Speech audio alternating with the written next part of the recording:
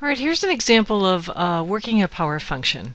So a power function form looks like this: y equals a times x to the b, where b is an exponent.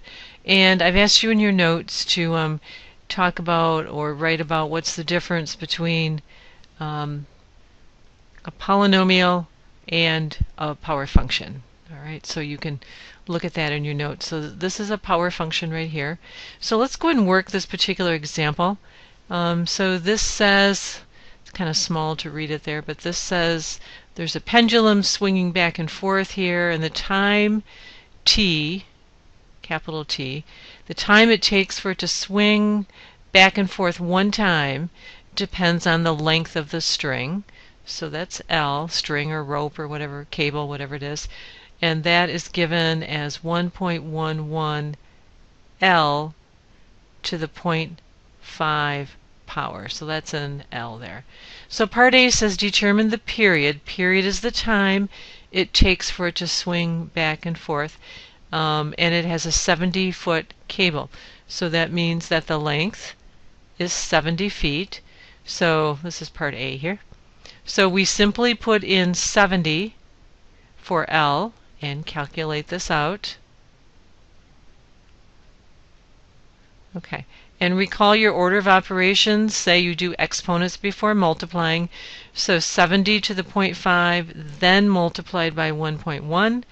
And when you do that, you get 9.29 seconds. That's quite actually a long time for it to swing back and forth. Okay, so that's part A. Part B says what length of cable would produce a 10-second period. So we want our t to be 10 seconds. So let's set this equation equal to 10. So 1.11. And we're solving for L to the 0.5 power.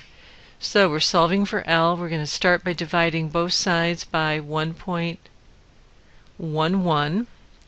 So now I have L. I'm just going to flip it around. I like my variable on the left. L to the 0.5 is equal to 10 over 1.11. And let me clean up that 10 a little bit there. Okay. 10. Okay. So now I want to raise both sides to a power, and I want to raise it to the power of the reciprocal of 0.5. So a simple way to do this is just say 1 over 0.5. So I'm going to raise everything to the 1 over 0.5 power. I know 0.5 is 1/2, and that's a square root, but I wanted to demonstrate this in case you get a problem where it's like 0.42 or something like that.